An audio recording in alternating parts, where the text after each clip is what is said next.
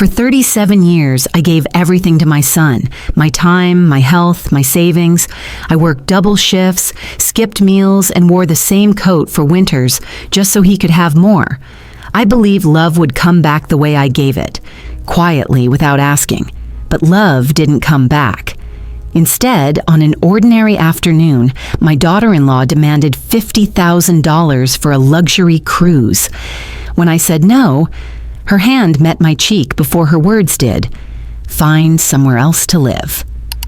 My son stood beside her and nodded. That night, I packed my life into 2 suitcases. No one asked where I was going. No one cared. What they didn't know was that losing them was the beginning of finding myself. Evelyn sat at the edge of the cream-colored sofa, her hands folded tightly in her lap, as if holding them still could stop the tremor in her fingers.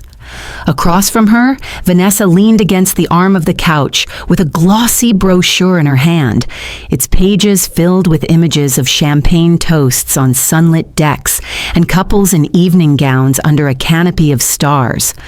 So, you'll be transferring the money this week, right? Vanessa's voice was honey-sweet, but her eyes were cold. Evelyn took a breath, steadying herself. I won't be paying for your anniversary cruise, she said quietly.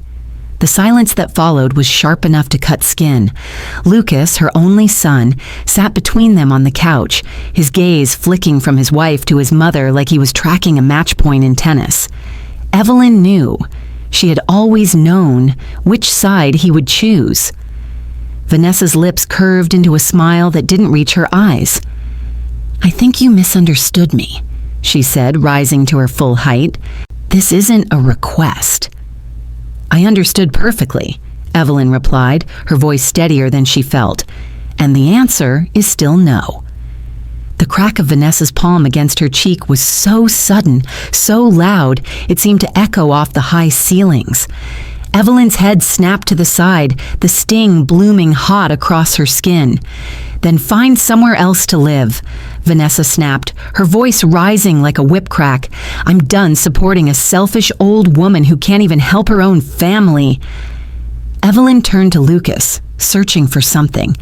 Anger at his wife, maybe even a word of defense. But he only dropped his gaze to the floor and said, almost too softly to hear, Maybe it's time you found your own place, Mom.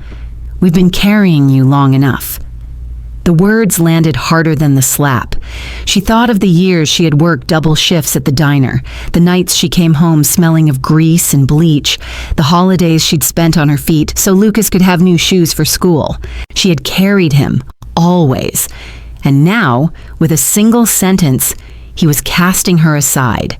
I've been paying rent here for 2 years, Evelyn managed, her voice trembling. I've helped with groceries, utilities, even the down payment on your car. Vanessa laughed, a brittle, cruel sound. $800 a month? That's nothing compared to what Lucas makes. Your contribution barely counts. Evelyn's jaw tightened. Then why do you need my $50,000?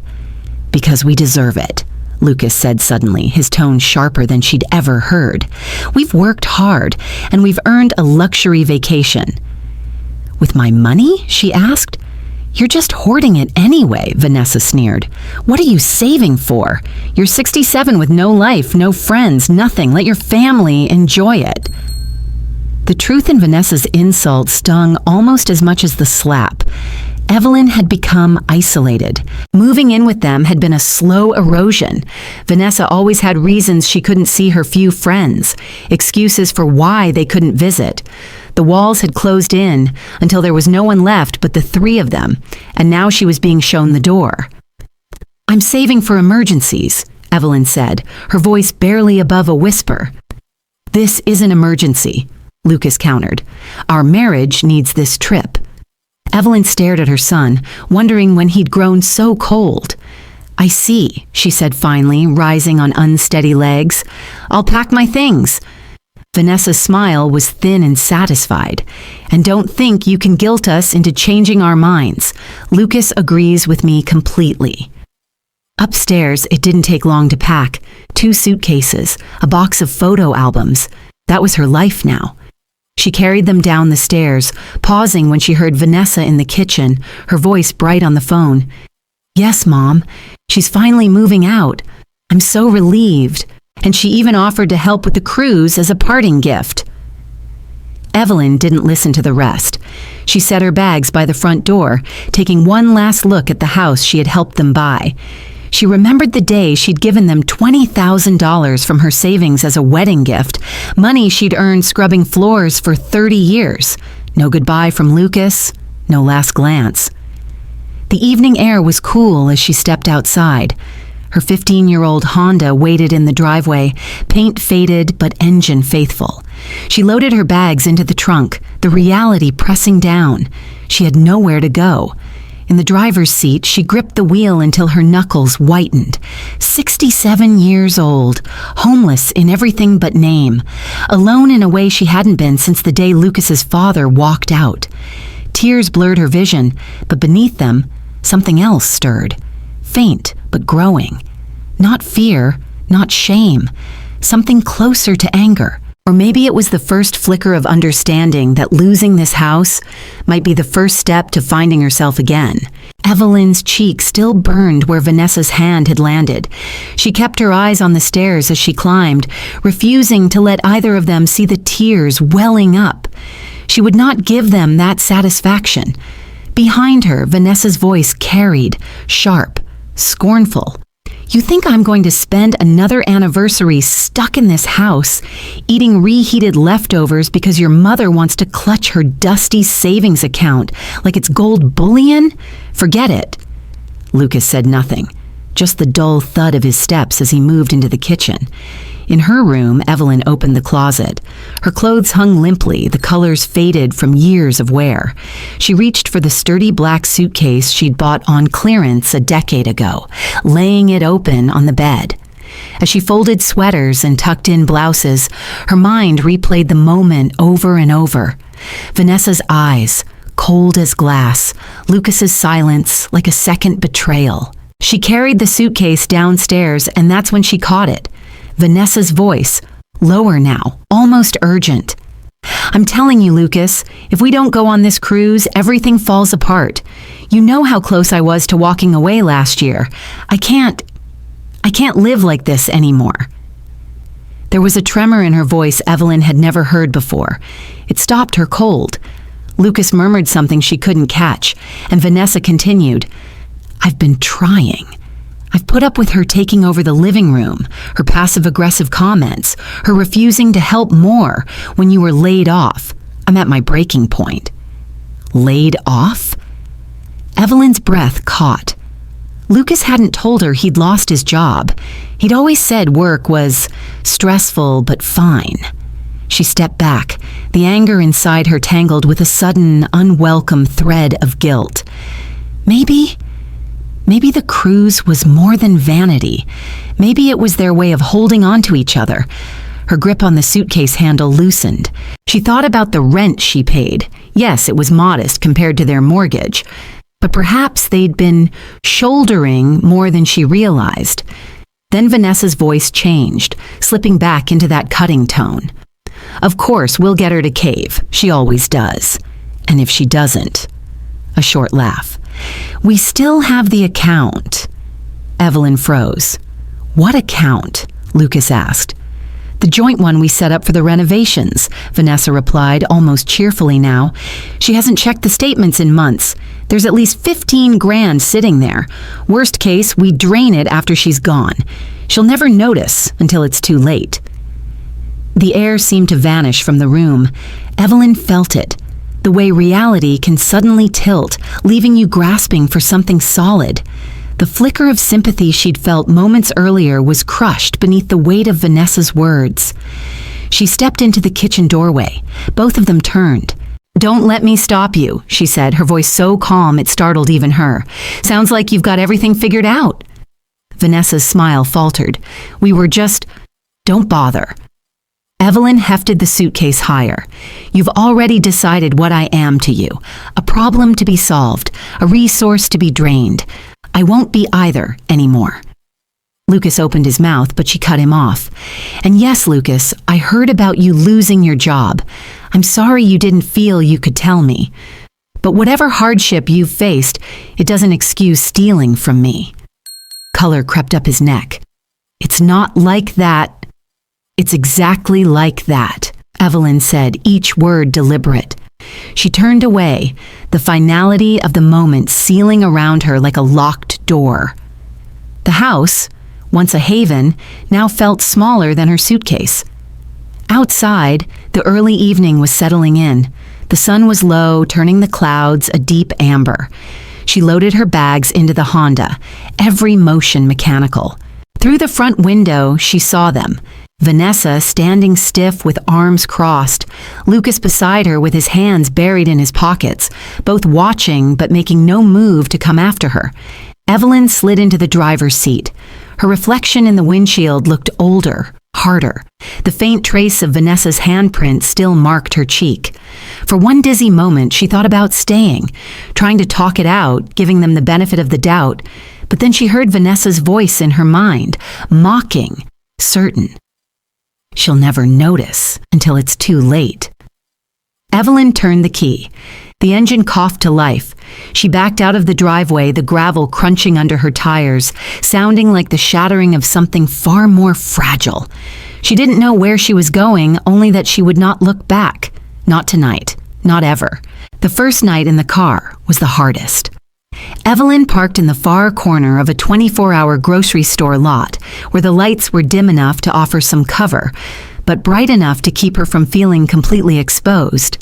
She reclined the driver's seat as far as it would go, pulled her coat over herself, and tried to sleep to the hum of distant traffic.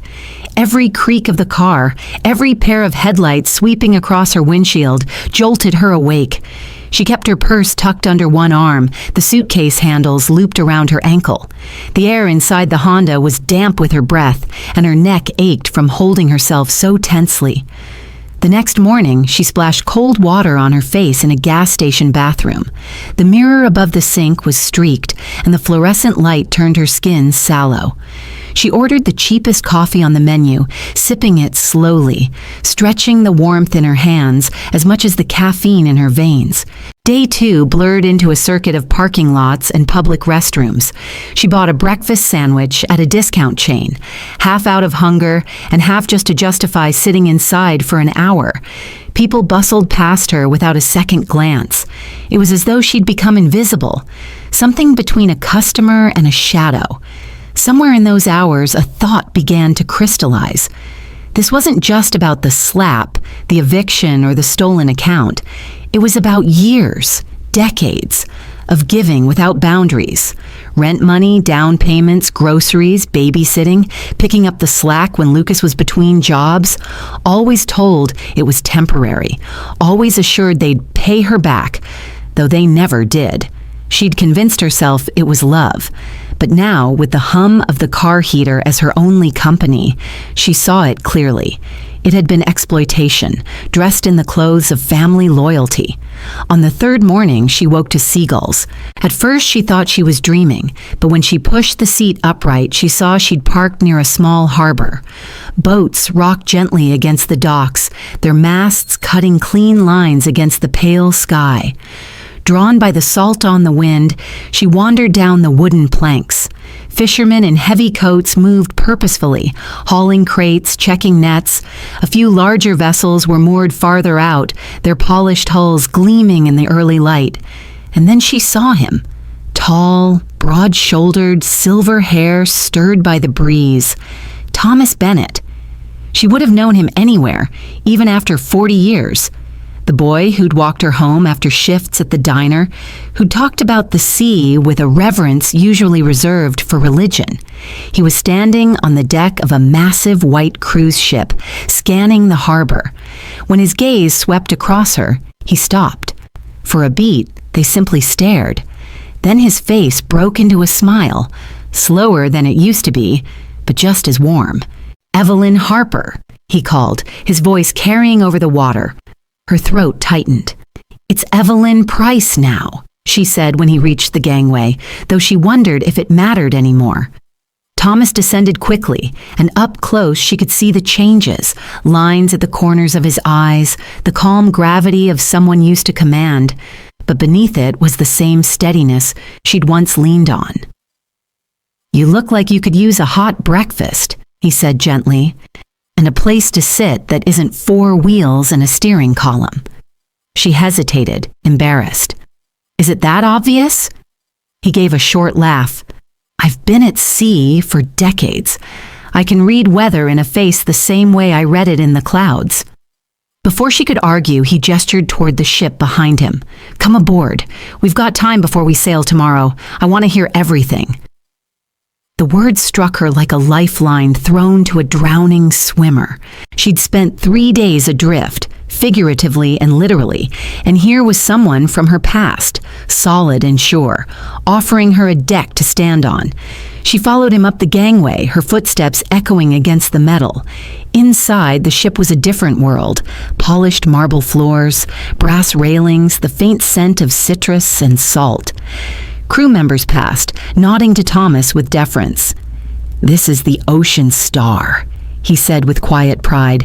1,500 passengers, 600 crew. She's been my home for the past decade. He led her into a spacious cabin with floor-to-ceiling windows framing the harbor. The view was enough to make her forget, for a moment, that she'd slept in a cramped car seat for 3 nights. Thomas handed her a steaming mug of coffee. "Now," he said, settling into the chair opposite her, "tell me what happened." Evelyn took a breath. For the first time in days, she felt the knot in her chest loosen. She was no longer just a woman with nowhere to go. She was someone with a story, and perhaps with a future. The day before she ran into Thomas, Evelyn had tried to kill time in a diner just off the interstate. It was the sort of place with cracked vinyl booths and a jukebox that hadn't worked in years. But the coffee was $1, and refills were free. She'd been nursing her second cup when a man slid into the seat across from her without asking. He was in his 40s, neatly dressed in a blazer that looked expensive enough to make him stand out among the truckers and locals. His smile was practiced, warm but not too familiar. "Forgive me for intruding," he said smoothly, "but I couldn't help overhearing you asking the waitress about affordable rooms nearby." Evelyn stiffened. "I was just making conversation." He chuckled as though they were sharing a private joke. "Of course. Still, I might have something better than a motel. My company runs short-term hospitality contracts. We need reliable, mature people for front desk and concierge work. The pay is decent, and we provide accommodation." It sounded almost too good. "What's the catch?" she asked. "No catch," he said quickly. "Just a small processing fee for the background check and uniform. $200. Once you're on board, you'll earn that back in a week." Her stomach knotted. $200 was a significant chunk of what she had left, but the thought of a steady job in a bed was like a beam of sunlight through storm clouds. He slid a brochure across the table, stock photos of smiling staff in crisp uniforms, tropical resorts in the background. "We have a new property opening in the Keys next month. If you can come by my office this afternoon, we can get the paperwork started." She studied his face, looking for cracks in the polish. "Why me?" He leaned in, lowering his voice. "Because I can tell you're dependable, and you look like someone who needs a break." Her breath caught. She did need a break. She needed it so badly that, for a moment, she let herself imagine the possibility. Clean sheets, hot showers, the relief of belonging somewhere again. But then, the waitress returned to refill her coffee, and the man's eyes flickered. Annoyance, quickly masked. The waitress set down the pot, then looked at Evelyn. "If you're thinking about signing up with him, don't. Last month, a guy came in here saying the same thing. Took the cash, disappeared, no job, no address." The man's smile froze. "She's mistaken," he said, voice tight. Evelyn's heart plummeted. She shoved the brochure back across the table. "I think we're done here." He started to protest, but she stood, leaving her coffee half finished, her appetite gone. Outside, the cold wind bit at her cheeks. The hope she'd felt minutes earlier curdled into shame. How quickly she'd been ready to believe. That night, she'd parked behind a strip mall, tucking her car between two dumpsters where it was dark enough to hide. She lay awake for hours, the image of the man's polished smile replaying in her head. The feeling of nearly stepping into a trap made her chest tighten, not just because of the money she almost lost, but because of how desperate she'd been. She told herself she'd be more careful, that she wouldn't let loneliness and hunger cloud her judgment again. And then, the next morning, she wandered into the harbor and saw Thomas. The contrast was dizzying. Just the night before, she'd been huddled in her car, convinced she had no one left to trust. Now here was someone from her past, not a stranger with glossy brochures, but a man whose promises had once meant something. When Thomas sat her down in his cabin and poured coffee into her chilled hands, she felt the last of the tension in her shoulders begin to ease. His presence was steady, grounding, like the tide returning after a storm. She told him about Lucas and Vanessa, about the slap, the eviction. She even admitted, haltingly, about the man in the diner, the near miss that could have drained her savings and left her worse off than before. Thomas listened without interrupting, though his jaw tightened at certain points. When she finished, he said quietly, "You've been navigating in rough waters without a compass. That stops now." Evelyn's eyes stung. "You make it sound so simple." "It isn't simple," he said, "but it's possible. And you don't have to do it alone." From anyone else, those words might have sounded like empty comfort. From him, they felt like a promise. He leaned back, studying her. "I have an idea, but it's not charity. You'll work, you'll learn, and you'll have a place here if you want it. But first, you need to rest." Rest. It had been days since she'd truly slept. She wanted to protest, to ask for details, but the warmth of the cabin and the steady hum of the ship lulled her into silence. For the first time since leaving that house, she allowed herself to believe she might be safe. Outside the window, the harbor bustled, crews loading supplies, passengers boarding smaller boats. Life moved forward, and for the first time in weeks, Evelyn felt as though she might move forward with it. Evelyn woke to the faint vibration of engines and the muffled clink of dishes somewhere beyond the cabin door. The quilt draped over her smelled faintly of salt and cedar, Thomas's scent. For a fleeting moment, she forgot where she was. Then the memories rushed back. The harbor, the reunion, the warmth of his voice telling her she wasn't alone. She swung her legs over the side of the narrow bed, suddenly self-conscious. This wasn't her space. She didn't belong here. Yet when she opened the door, Thomas was sitting at the small table with 2 mugs of coffee, as if he'd been waiting. "Morning," he said, his smile easy. "I hope you slept." "Like I haven't in months," she admitted, wrapping her hands around the warm mug he offered. They sat in comfortable silence for a while, watching gulls wheel over the water. Finally, Thomas leaned forward. "I've been thinking about your situation." Evelyn's stomach tightened. "I don't want charity." He shook his head. "I wasn't offering charity. I was offering opportunity." Her brows knit. "What kind of opportunity?" "Morrison Maritime is growing. We've doubled our routes in the past 5 years. But expansion strains the crew. Guest services is the heart of our business, and frankly, it's where we need the most help."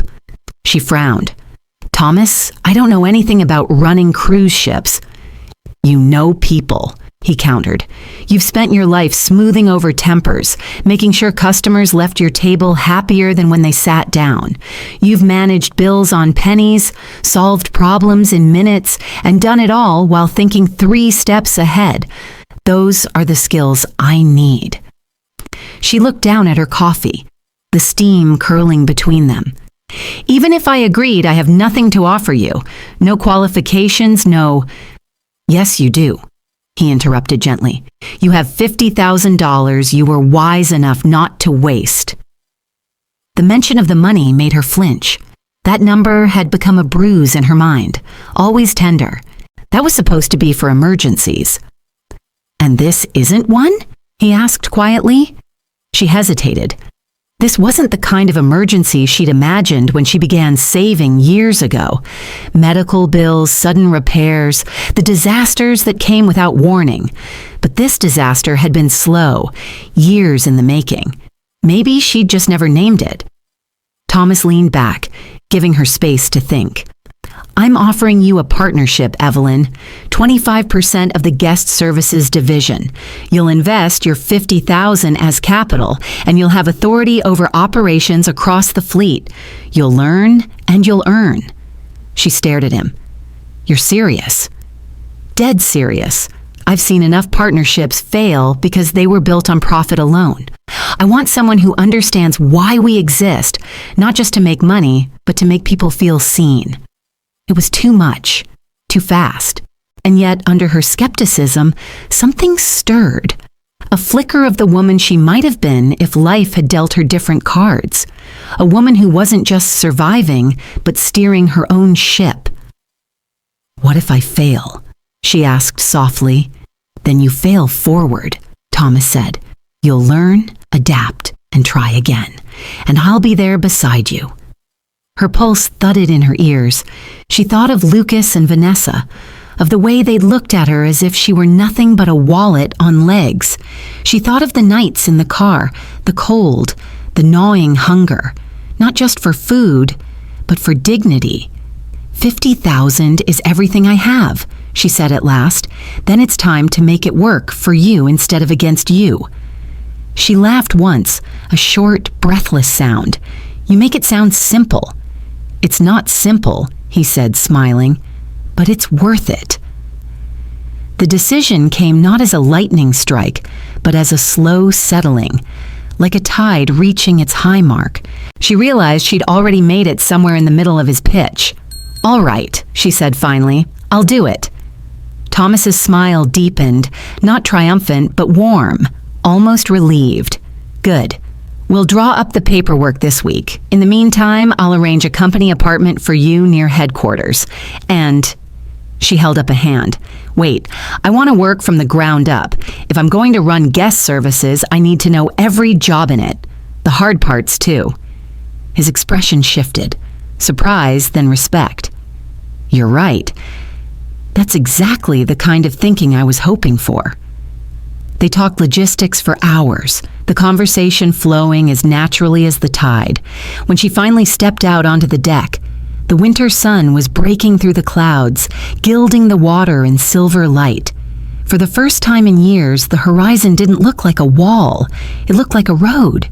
3 days later, Evelyn sat in a sunlit conference room overlooking the harbor. A neat stack of papers lay before her, the company logo embossed in blue at the top. Her fingers traced the smooth paper, nerves buzzing under her skin. Thomas sat beside her, relaxed but attentive, a pen resting between his fingers. Across the table, a suited man she didn't know leafed through his own copy of the contract. This is Mr. Halverson, Thomas explained. He's the reason this opportunity exists. Halverson gave a polite nod, though his eyes were shadowed. After 20 years in the industry, I'm retiring. It's time for me to let go of my stake in the guest services division. Retiring. The word sounded too neat, too tidy. Evelyn noticed the faint tremor in his hands, the way his gaze drifted toward the ships outside as if they were already leaving without him. She flipped to the section detailing the purchase.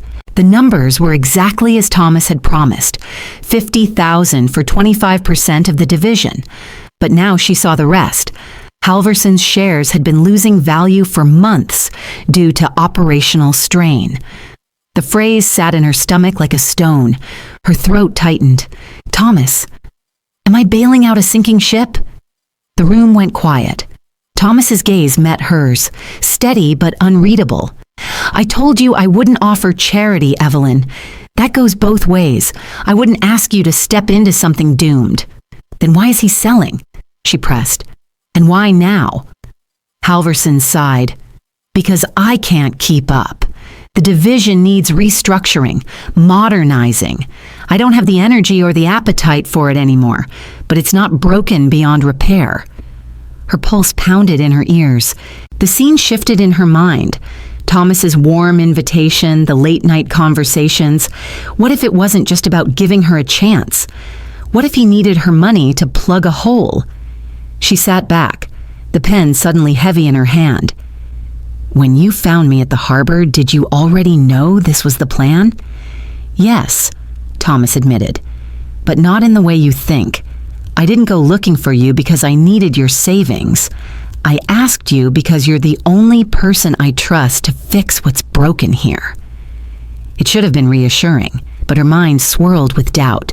She thought of Vanessa's sneer, Lucas's cold eyes, people who had taken because it was easy. What if Thomas was the same, just better at disguising it? She stared out the window, watching gulls dive and wheel over the waves. The thought of losing everything in a gamble made her stomach turn.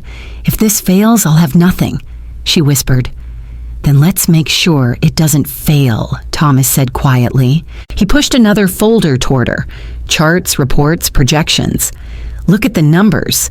We've been operating under outdated systems. Guest satisfaction has slipped, yes, but only because we're using methods from a decade ago. With the right leadership, those scores bounce back in months, and when they do, revenue follows. She scanned the charts. Even with her limited business knowledge, she could see it. The decline wasn't a cliff, just a slow leak. The solutions were common sense. Better training, faster responses to complaints, personalized service. Things she'd been doing instinctively her whole life. Thomas leaned forward, his voice low. Halverson is leaving no matter what. If you don't take this stake, someone else will. Someone who might cut corners, treat passengers like transactions. We can make this more than profitable. We can make it right. Her chest tightened, but the fear began to shift into something else. Resolve. This wasn't just about money. It was about stepping into a role where she could shape something, fix something, where she wouldn't just be a passenger in her own life. She picked up the pen. You promise me this isn't just patching a hole? Thomas's eyes softened. I promise. This is building a new deck. For a moment, she let herself imagine it, the ships gleaming, the staff smiling because they were proud of their work, passengers leaving with stories they'd tell for years. And somewhere in the middle of it, she'd be there, not invisible, not taken for granted, but at the helm of her own piece of the world. She signed. Halverson exhaled, some of the tension in his shoulders easing. You've made the right choice, he said. As they shook hands, Evelyn felt an unexpected surge of pride. This wasn't a rescue, it was an investment in the company, in Thomas, in herself. When they left the conference room, Thomas led her to the observation deck. The sun was setting, the water painted in streaks of gold and rose. You're going to do great things here, he said. She smiled faintly. I'm going to try. Not try, he corrected gently. Do. The gulls cried overhead. The wind tugged at her hair, and for the first time in weeks, the weight in her chest eased. The unease hadn't vanished entirely, but it had been replaced by something stronger, determination. This wasn't charity. This wasn't a scam. This was her second chance, and she was going to make it count. The Ocean Star was alive with the hum of departure. Porters wheeled luggage carts along the dock, passengers in bright resort wear snapped selfies against the gleaming hull, and the faint sound of a steel drum band drifted from the upper deck. Evelyn stood near the gangway, clipboard in hand, the name badge on her lapel reading, Evelyn Harper, Vice President, Guest Services. It had been 2 months since she'd signed the partnership agreement. In that time, she'd shadowed every role in guest services, checking in passengers, resolving cabin mix-ups, even learning the subtleties of arranging dining rotations. She'd learned names, noted habits, and absorbed the rhythm of life aboard. Today was the first sailing of the season she would oversee entirely. She was scanning the manifest when she saw them, Lucas and Vanessa. They emerged from from the taxi like a glossy magazine ad. Lucas in a tailored linen shirt, Vanessa in an emerald sundress that caught the light. She was already talking, her hands moving in quick animated arcs as Lucas nodded dutifully. Evelyn's fingers tightened on the clipboard. They didn't see her. Why would they? Here, she was just another uniform among dozens. The gangway attendants greeted them, took their boarding passes, and ushered them toward the lobby. Vanessa barely glanced at the staff, her eyes fixed on the grand staircase, visible through the glass doors. Evelyn stayed where she was, watching them disappear inside. A strange mix of feelings churned in her chest. Anger, yes, but also an odd curiosity. How would they behave here, in a world where she wasn't the one quietly cushioning their lives? Inside, the atrium glittered with crystal light fixtures and a sweeping mural of the sea. Passengers milled about, drinks in hand, while staff guided them toward elevators or pointed out the spa, the boutiques, the theaters. Evelyn kept her distance, moving through the crowd with the practiced ease of someone who belonged everywhere but drew attention nowhere. She found them at the concierge desk. Vanessa was leaning forward, her tone polite but edged. "We'd like to upgrade to a suite, something with a balcony and a view forward, and we'll need the dining captain's table each night." The concierge, new to the ship, hesitated. "I can check availability, but those requests usually need to be made in advance." Vanessa smiled, all charm. "I'm sure you'll find a way. We're celebrating a very special anniversary." Evelyn noted the flicker of discomfort in the concierge's eyes. She made a quick mental note. Follow up later. Ensure the staff were supported against pushy passengers. Lucas, meanwhile, was scanning the lobby, his gaze skimming over her without pause. If he recognized her at all, it didn't show. He seemed distracted, almost restless, as though he were waiting for something or someone to impress. Evelyn moved on, checking in with the embarkation team and inspecting the welcome stations. She kept the corner of her vision on Lucas and Vanessa, noting how easily Vanessa slipped into the role of the entitled guest, her complaints wrapped in silk. By mid-afternoon, the ship was at sea, the shoreline shrinking into the haze. Evelyn stood at the railing on Deck 8, the wind cool against her face. Below, on Deck 6, Lucas and Vanessa lounged by the pool, drinks in hand.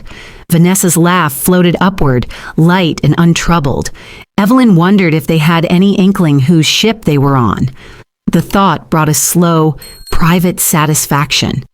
She had no intention of revealing herself yet. There would be a time for that, when the stage was hers and the terms were hers. For now, she watched. She noted how Vanessa spoke to the waitstaff, snapping her fingers for refills, correcting orders with exaggerated sighs. She saw Lucas tip a pool attendant generously, then immediately boast about it to the couple in the next loungers. Patterns emerged quickly, as they always did. In the evening, Evelyn made a discreet circuit through the dining rooms. She passed their table just as Vanessa was sending back a salad because the dressing was too cold. Lucas was scrolling through his phone, barely looking up. Their presence no longer felt like a threat. It felt like an opportunity.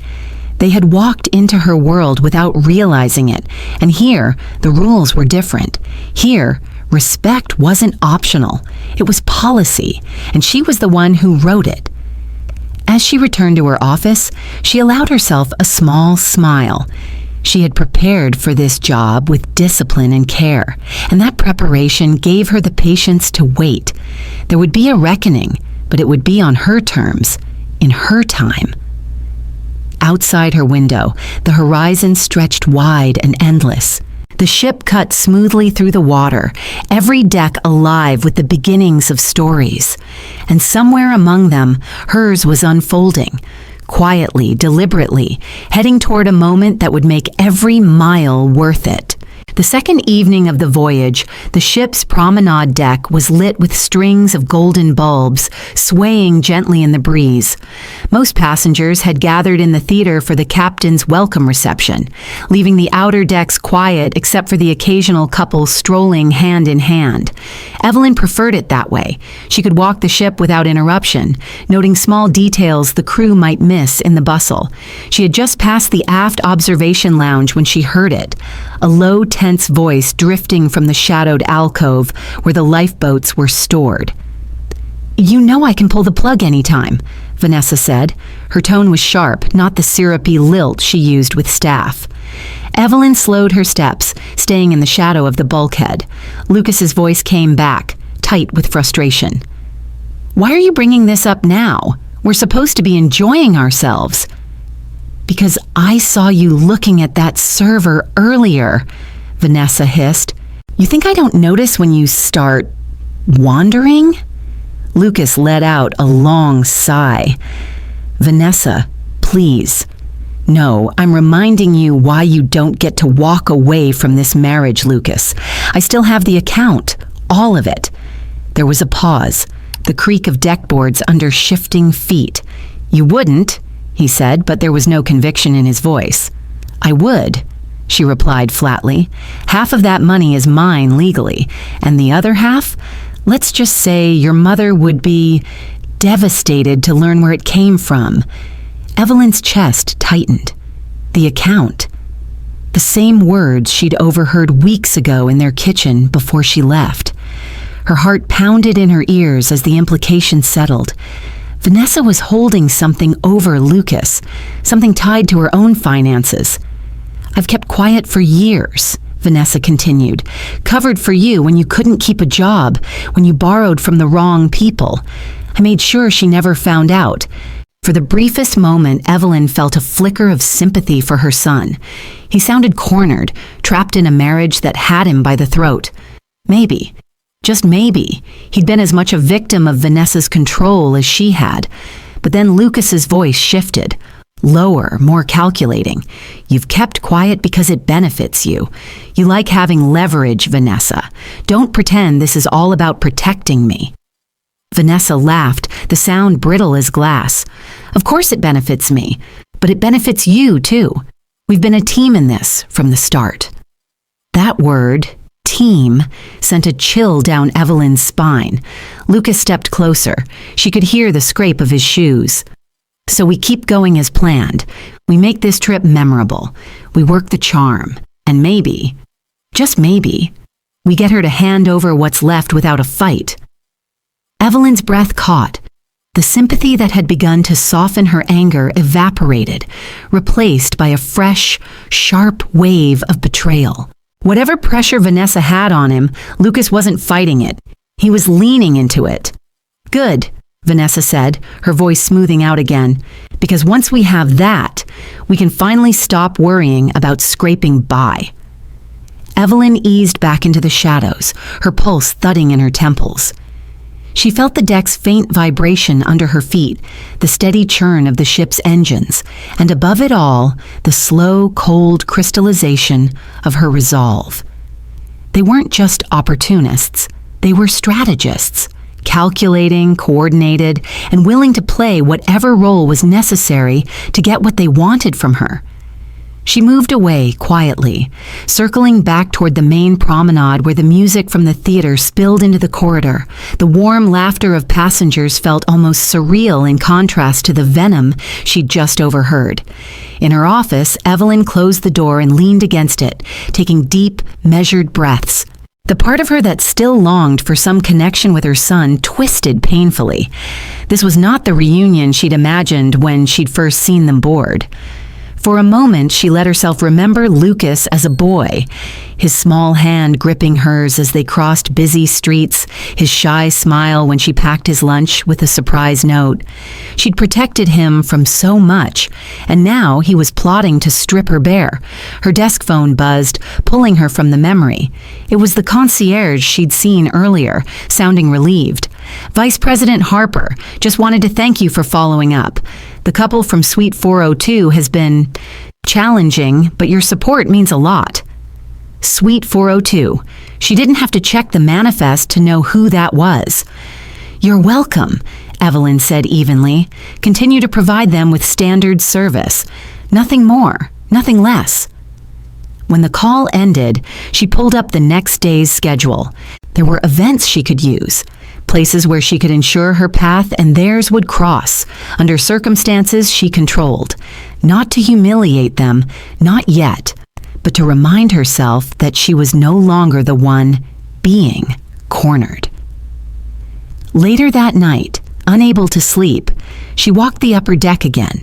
The moonlight painted the sea in shifting silver, and the air carried a briny sharpness that cleared her head. Somewhere deep inside, a plan was beginning to take shape. Not revenge, but something cleaner, sharper. She would let them show their hand, and when they did, she would be ready. By the time she returned to her cabin, the earlier storm of emotions had settled into something almost calm. They thought they were playing her. They thought she was still the woman they could corner and strip of her choices. But this was her ship, and on her ship, she set the course. The main dining room of the Ocean Star was at full capacity, the clink of silverware and the soft hum of conversation blending into a warm, civilized murmur. Crystal chandeliers cast pools of golden light across white linen tablecloths, and the air carried the mingled aromas of seared scallops, fresh baked bread, and wine just uncorked. Evelyn had planned to keep a low profile that evening. As vice president of guest services, she often made discreet rounds during peak dining hours, ensuring everything ran smoothly without drawing too much attention. But as she crossed the threshold into the grand hall, her attention was drawn sharply to the center of the room. Vanessa's voice, sharp, cutting, rose above the ambient noise. "I said sparkling water, not flat," she snapped at a young server whose face had gone pale under the bright lights. "Do you not understand English, or is it just too much effort for you to listen?" Several nearby diners turned their heads. The young man stammered an apology, holding the offending glass as though it might burn him. Evelyn recognized him. David, one of the newer hires, eager and meticulous. She knew he wouldn't have made such a mistake without cause. Vanessa leaned back in her chair, arms crossed, wearing the smug satisfaction of someone who believed public humiliation was a form of entertainment. Lucas sat beside her, pretending to study the wine list, his lips pressed into a thin line. Evelyn felt the familiar flare of heat in her chest. She crossed the room with measured steps, her heels clicking against the marble floor.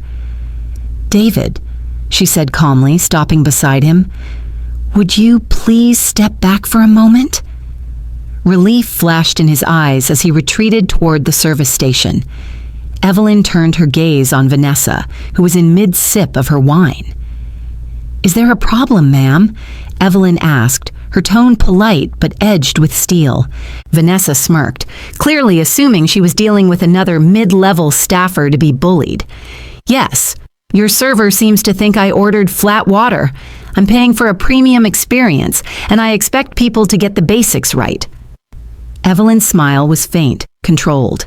"I'm sure you do, and I'm equally sure our staff deserve to be treated with the respect that a premium experience requires." The smirk faltered. "Excuse me. Publicly shaming an employee for a minor mix-up is not acceptable aboard my ship," Evelyn continued, her voice rising just enough to carry to the surrounding tables. There was a beat of silence, and then Vanessa's eyes narrowed. "Your ship?" Evelyn allowed the pause, watching the realization begin to flicker in Vanessa's expression. "Yes," she said at last, her voice even. "I'm Evelyn Harper, Vice President of Guest Services and co-owner of the Ocean Star." The words hung in the air, heavy and unmissable. Gasps rippled through the diners nearby, followed by the low murmur of speculation. Lucas's head snapped up, his eyes wide with disbelief. "You?" Vanessa said, her voice tight. "This is some kind of joke." "No joke," Evelyn replied, holding her gaze steady. I oversee every aspect of guest care on this vessel, and I take that responsibility seriously. That includes protecting my staff from unnecessary disrespect. David, hovering a few steps away, looked as though he might cry from relief. The other servers had stopped moving entirely, their eyes darting between the women. Lucas found his voice. "Mom, we need to talk. Privately." Evelyn shook her head slowly. "No, not now." "This isn't the place," Vanessa began. "This is exactly the place," Evelyn cut in, her tone sharp enough to still the surrounding whispers. "You've made a scene in front of 24 passengers. It's only fair they see how it ends." Color flared high in Vanessa's cheeks. "You can't just—" "I can," Evelyn said, her voice cool, steady, and entirely in control. "But I won't. Not here, not like this. If you want to talk, you'll come to tomorrow night's leadership reception, 8 o'clock sharp in the main theater. I'll have a table waiting." Lucas's jaw tightened. "Why?" "Because that," Evelyn said, straightening to her full height, "is where conversations about respect, family, and business belong, not in the middle of a dining room over a glass of water." Vanessa opened her mouth again, but Evelyn had already turned toward David. "Please bring Mrs. Harper the sparkling water she requested, on the house, and then take the rest of the evening off. I'll handle your tables." The young man nodded quickly, disappearing into the kitchen with renewed composure. Evelyn looked back at Vanessa and Lucas one last time. "Enjoy your meal." With that, she moved through the dining room, her posture unshaken, the ripple of murmurs following her like a current. She knew what the passengers had just witnessed, a moment where the balance of power had shifted and the so-called victim of a selfish old woman had revealed herself as something else entirely. In the quiet of her office later, she allowed herself a long, slow breath. Confronting them had been satisfying, but it was only the prelude. Tomorrow night's reception would be the real stage, and she intended to own it completely.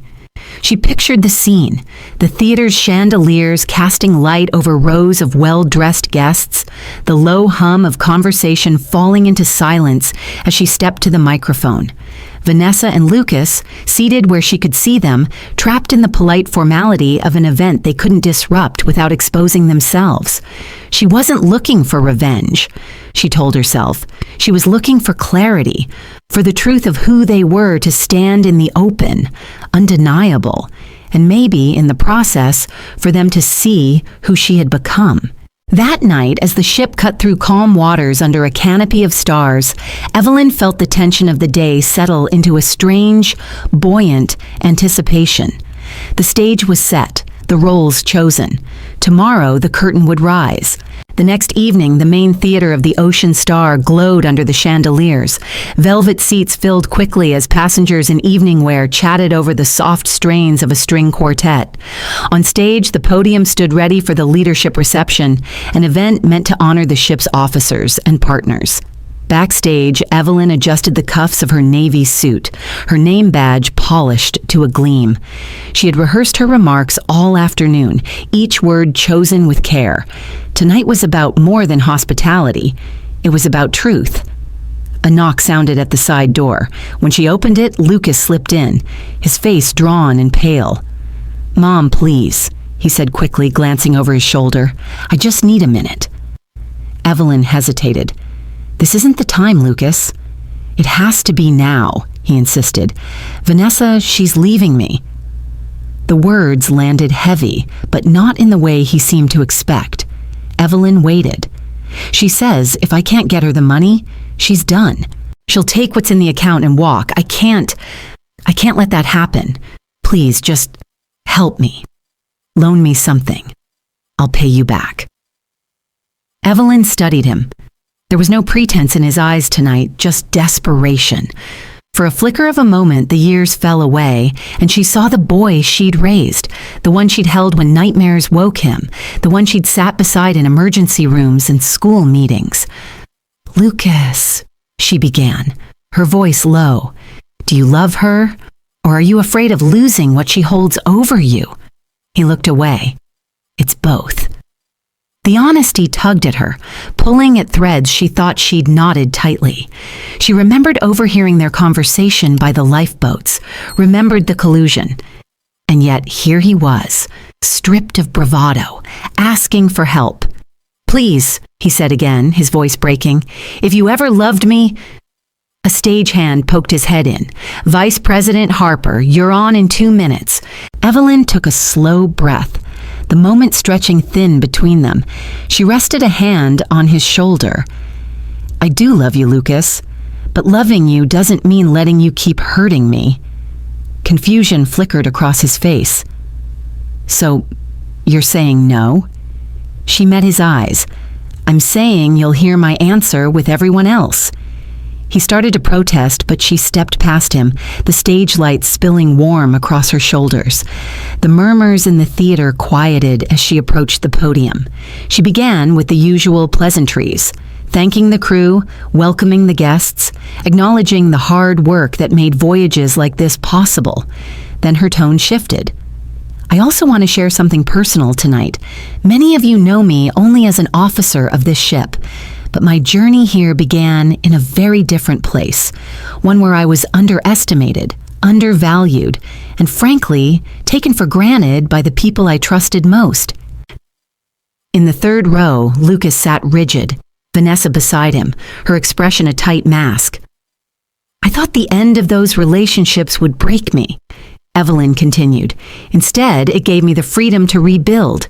And in that rebuilding, I found not only a new home at sea, but also a new partner in life." A ripple went through the crowd. Evelyn let the moment breathe, then smiled, not at the audience, but toward the wings, where Thomas had stepped just into view. "I'm proud to announce," she said, "that Thomas Bennett and I are engaged to be married." Applause broke out, warm and genuine. Thomas stepped forward to take her hand, and for a moment the stage felt like the safest place in the world. But Evelyn wasn't done. "And with this new chapter," she said, her voice carrying clearly to every seat, "I'm making another choice. I will no longer maintain ties, financial or otherwise, with those who have shown me that their interest in me ends where my bank account begins." Gasps rippled through the theater. Vanessa's face flushed crimson. Lucas's lips parted as if he'd been struck. "I wish those individuals well," Evelyn went on, "but my future is here, with people who value respect, trust, and partnership. I will not be returning to the life I had before. That chapter is closed." She stepped back from the podium to another round of applause, the sound swelling until it filled every corner of the room. From the stage, she could see Lucas slumped in his seat, his expression unreadable.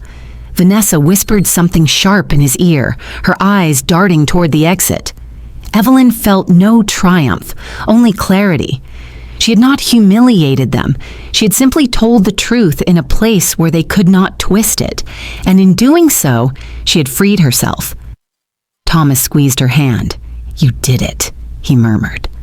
"No," she said quietly, watching Lucas and Vanessa rise and slip toward the door. "I just stopped pretending I couldn't." As the reception continued, she mingled with passengers, her smile genuine, her steps lighter than they'd been in years. Outside, the sea stretched into the dark, vast and unknowable, but for the first time, Evelyn felt entirely at ease with not knowing what lay ahead. The curtain had risen, the truth had been spoken, and she was still standing, stronger, prouder, and finally free. The morning after the reception, the ocean star sliced through calm turquoise waters. The sun was high, the decks bustling with passengers in sun hats and linen, but Evelyn's mind was focused on one thing: closing the door for good. She was in her office when the knock came. Lucas entered without waiting for permission, Vanessa close behind. Both looked as though they'd slept poorly. Lucas with dark crescents under his eyes, Vanessa with the brittle sharpness of someone holding herself together by sheer force. "Mom," Lucas began, his voice quieter than the day before. "We need to talk." Evelyn set her pen down deliberately. "About what? I believe I was very clear last night." "You embarrassed us," Vanessa snapped, "in front of hundreds of people." I told the truth, Evelyn said evenly. If that embarrassed you, perhaps you should consider why. Lucas raised a hand toward his wife but didn't look at her. Please, just hear me out. We're in trouble. Real trouble. The debts, the account. Vanessa's right. It's going to catch up to us if we don't. Evelyn stood, cutting him off. If you came here to ask for money, the answer is no. If you came here to ask for forgiveness, you'll need to start by telling me the truth about what you've done. All of it. Neither spoke. The silence between them was thick with all the things they wouldn't admit. You've had years of my help, Evelyn went on, her voice firm but calm. I gave you money when you needed it. I covered your mistakes.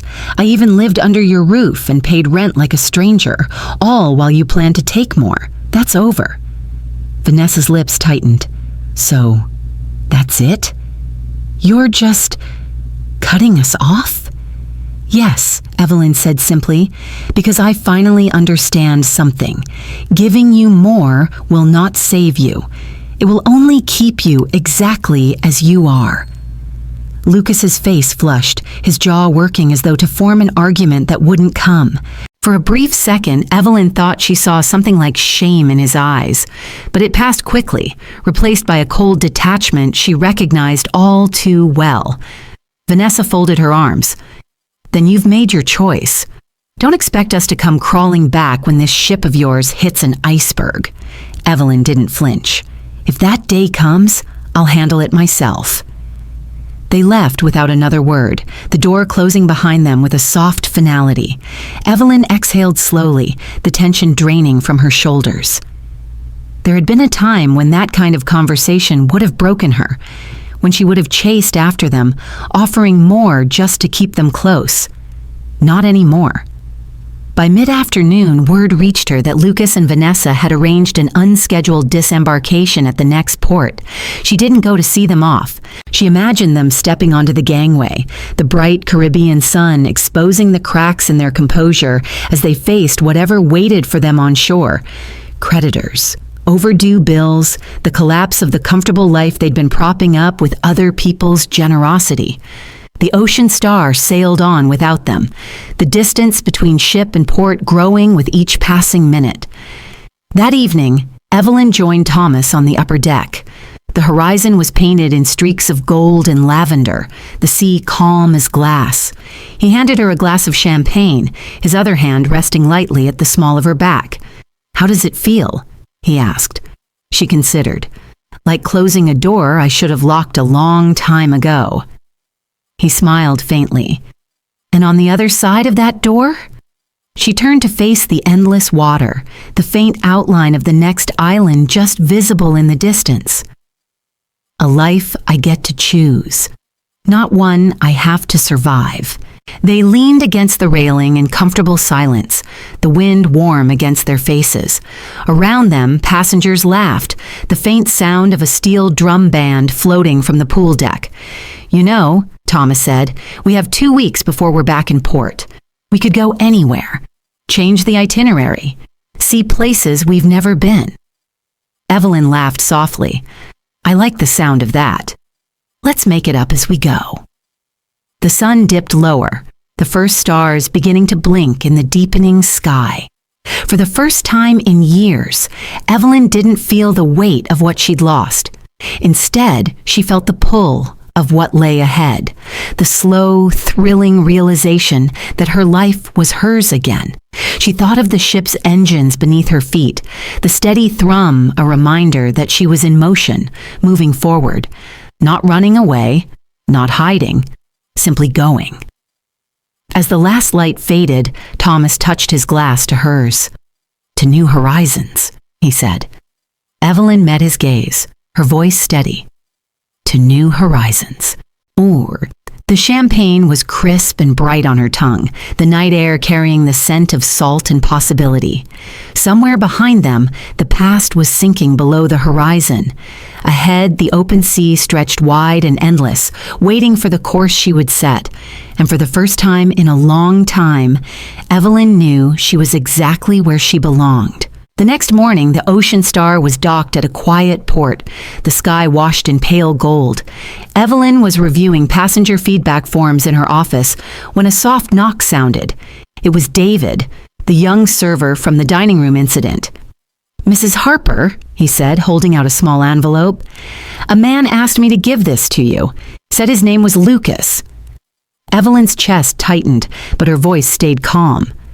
"Thank you, David." When he left, she turned the envelope over in her hands. Her name was written in Lucas's familiar slanted handwriting. The paper was slightly creased, as if it had been carried in a pocket for a while before being delivered. She considered setting it aside. Curiosity won. Inside was a single folded sheet and a small photograph. The photo came first, a snapshot from decades ago, edges yellowed. She was in it, younger, hair swept up against the summer heat, holding a grinning 5-year-old Lucas on her hip. His arms were wrapped around her neck, his cheeks flushed from playing outside. She remembered that day, the county fair, the smell of kettle corn, the way he'd begged for one more ride on the carousel. She set the photo down carefully and unfolded the letter. "Mom," it began. "I know I have no right to ask for anything after what I've done. I can't undo the hurt I've caused you, and I don't expect you to forgive me. But I need you to know that I remember the good things. The nights you stayed up with me when I was sick, the times you went without so I could have what I needed. I've made choices I can't defend, and I've let Vanessa lead me down a path I'm ashamed of. I don't know if I can fix my life, but I want to try. I'm sorry for using you. I'm sorry for forgetting who you are to me. Maybe one day we'll find our way back." It was signed, simply, Lucas. Evelyn read it twice. Her eyes stung, and she let herself blink the tears free, letting them fall onto the page. For a fleeting moment, the letter felt like a hand reaching across a chasm, a thread that might still connect them.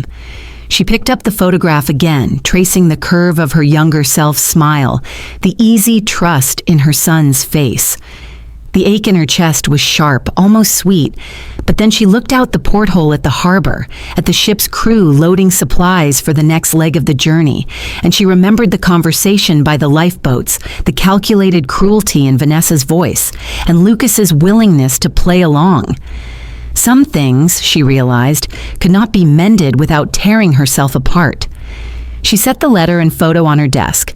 After a long pause, she opened the small brass tin where she kept spare matches, an old habit from camping trips years ago. She struck one, the sulfur flaring, and touched the flame to the corner of the paper. It curled quickly, the ink blurring, the edges blackening to ash. She held it over a ceramic bowl until the last ember faded, leaving only a fragile pile of gray. Lifting the bowl, she stepped out onto the deck. The wind was stronger here, carrying the scent of salt and something wild. She tipped the ashes into her palm, then let them scatter into the air. They swirled briefly before disappearing over the railing, carried out toward the open sea. The photograph went next. She didn't burn it. She simply let it slip from her fingers, watching it spin and flutter down until it was claimed by the waves. For a moment it floated. Then the water closed over it, erasing it from sight. She stayed there for a while, hands resting on the railing, eyes on the horizon. The wind tugged at her hair, the sky deepening toward a brilliant blue. Somewhere behind her, the ship's horn sounded, a low, steady note that signaled it was time to depart. Evelyn didn't turn. She stood rooted, feeling the steady push of the breeze against her face, the faint vibration of the engines as the Ocean Star eased away from the dock. The horizon stretched ahead, vast, bright, unbroken. There was no promise in it, no guarantee of smooth seas, but there was freedom and choice, and the knowledge that the life she was stepping into was entirely her own. Somewhere deep inside, the ache remained, a small, stubborn weight for the boy in the photograph and the man he'd become. It might never leave her completely, but it no longer decided her course. She let the wind take the last of the ash dust from her palm, her gaze fixed where sky met water. Behind her, the crew worked, the passengers laughed, and the ship moved steadily forward. Ahead, the sea waited, wild, unpredictable, endless. Evelyn drew in a deep breath, the salt air filling her lungs. She closed her eyes briefly, letting the sound of the waves replace the memory of voices that no longer had power over her. When she opened them again, the horizon was still there, steady and bright, and she smiled, not with triumph, but with the quiet certainty of someone who had finally chosen herself.